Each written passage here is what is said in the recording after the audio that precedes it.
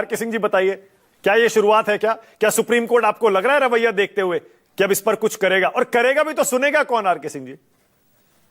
Thank you Manak ji, इंतहा हो गई इंतजार की भाई आज तो।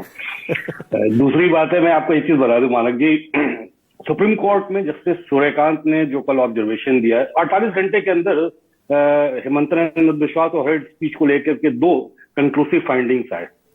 एक जिसमें हेमंत नंदन बिश्वास का जो भी था, इस मुख्यमंत्री के अगेंस्ट में जो सिंघवी साहब गए थे, उनको बोला गया कि आप हाईकोर्ट चले जाइए। और दूसरे में जो 11-12 प्रबुद्ध नागरिक इन्होंने फाइल किया था, जस्टिस सूर्यकांत ने बोला कि साहब ऐसा है कि ये इंक्लूसिव नहीं है, आप इसको एक इंक्लूसिव पिटिशन बना के लाइए, ये एक्सक्लूसिव पिटिशन है, आप और लोगों को भी इसमें ऐड कीजिए। अगर इसको आप ये समझे तो मैं इसको ऐसे समझता हूं कि ये जुडिशियल फटीग है। जस्टिस अभी तक ये जितने भी राजनीतिक विश्लेषक थे, ये बहुत प्रबुद्ध पत्रकार है, मैं इनको सुन सुन के बड़ा हुआ हूँ, सुनता रहता हूँ। मुझे पता था कि ये कोई भी अपने गर्दन में सांप लपेटना नहीं चाहेगा, लेकिन मुझे कभी कोई परहेज नहीं होता, मैं एकदम खुल के बोल सकता हूँ कि ये एक जुडिशियल फटीग था। जस्टिस सूर्यकांत का कल जो फाइंडिंग था, it was a judicial fatigue. पिछले 10 साल में अगर आप देखेंगे तो एक बहुत यूनिक बैलेंस क्रिएट हुआ है, hate speech versus institutional response, जिसको हम जुडिशरी का रिस्पॉन्स कहते हैं हेट स्पीच को लेकर के।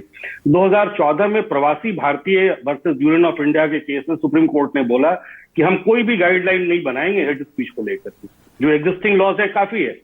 उसके बाद श्रेया घोषाल का आया, आपके अमीश देवगन का आया, तहसीन पूनावाला का आया, एक शाहीन का आया था, अब्दुल शाहीन का आया, कौशल किशोर का जो लास्ट में 2023 को गाइडलाइन आया, जिसमें सुप्रीम कोर्ट ने स्पष्ट कहा कि अगर कोई हेट स्पीच का मसला बनता है तो राज्य सरकारों को उस पर सो मोटो एक्शन लेना पड़ेगा।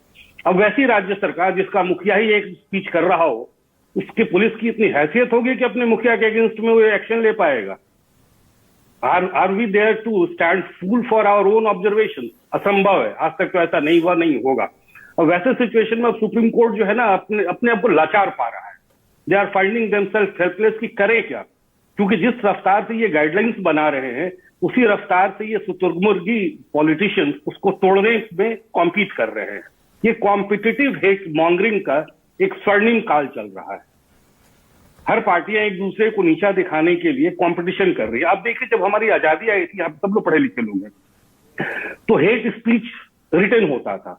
जैसे राष्ट्रधर्म बाद में जो पांचजन्य बना, उसमें जो लेख आते थे, बड़ा सहज होकर लिखना पड़ता था कि उस समय तत्कालिक कांग्रेस सरकारें उसको हेट स्पीच के कैटेगरी में डाल सकती थी। हेट लिटरेचर के, हेट लिटरेचर से hate public speaking I, hate public speaking से हेट स्पीच आया, अब हेट विजुअल्स आ गए हैं। अब आप देखते जाइए, ये जो आसाम की जो घटना है वो क्या है, क्लासिक केस है हेट विजुअल का। बिना कुछ बोले हुए एक बहुत बड़े कम्युनिटी को, एक बहुत बड़े सेंटिमेंट को स्टीयर कर दिया गया है। अब सुप्रीम कोर्ट के पास, इसके पास तो कोई गाइडलाइन ही नहीं है। सुप्रीम कोर्ट ने तो कभी सोचा ही नहीं था कि हेट स्पीच को अब हेट विजुअल्स के थ्रू क्रिएट किया जाएगा। कल को कोई नाच करके हेट क्रिएट कर दे तो फिर सुप्रीम कोर्ट को फिर गाइडलाइन करना पड़ेगा। तो वो सुप्रीम कोर्ट की लाचारगी को समझने की आवश्यकता है। और मेरे ख्याल से कल जस्टिस सूर्यकांत का जो ऑब्जर्वेशन था, ये कहना कि वो थोड़ी देर के लिए अपने ऊपर से ना वो ये बला को टाले हैं कि टाल देते हैं, बाद में फिर आएगा तो फिर देखा जाएगा, तब तक मेरा टेन्योर रहेगा तो ठीक है, नहीं तो रिटायर कर जाएंगे तो बाकी नेक्स्ट वाले इसको संभाल लेंगे जी। बात तो सही है, पर सुप्रीम पर देखिए, बात तो सही है ना आर.के. सिंह जी, कानून तो है ना, there are laws in place already. भाई ये जो आप कह रहे हैं हेट विजुअल आया है नया, इस पर कानून तो है ना, हर राज्य में कानून है भाई, देश का कानून है, कार्रवाई तो हो सकती है। और ऐसा नहीं है कि एक ही राज्य में हो सकती है। भाई हेमंता बिस्व शर्मा के इस वीडियो के खिलाफ भी मैं सुन रहा हूं कर्नाटक में एफआईआर हुई है, तेलंगाना में एफआईआर हुई है, हुई तो है ना। आप ऐसा सोचिए ना, ये जो मुख्यमंत्री हैं, इनको कॉन्स्टिट्यूशनल इम्यूनिटी मिली हुई है। अब इनको अपने पद पे रहते हुए क्रिमिनल प्रोसिक्यूशन इनका हो नहीं सकता, कानून तो है। जब ये गाइडलाइंस बन रहे थे तो किसने सोचा था कि मुख्यमंत्री के पद पे बैठा हुआ इंसान इस टाइप का हरकत कर देगा? इसके लिए तो किसी ने सोचा नहीं था। इतना तो फोरसाइटेड होने के लिए जज से नहीं, लेकिन आर.के. सिंह जी एक सेकंड, कौन सी इम्यूनिटी है? जब एफआईआर होती है तो अरेस्ट से पहले किससे पूछना है, कौन सी इम्यूनिटी है? नहीं, एज ए सीएम जो कॉन्स्टिट्यूशनल पद पर आप बैठे हुए हैं, अगर आपके अगेंस्ट में एफआईआर हो जाती है तो अगर और आपको अरेस्ट करना पड़ता है, तो जनरली जो एक कॉन्स्टिट्यूशनल मोरालिटी ये कहती है कि आप अपने पद से रिजाइन कर दीजिए, बाद में हम आपको अरेस्ट करेंगे। हाँ। लेकिन इस टाइप के केसेस में बहुत कॉम्प्लिकेशंस पैदा हो जाते हैं। क्योंकि ये बहुत पावरफुल कॉन्स्टिट्यूशनल पोस्ट होते हैं।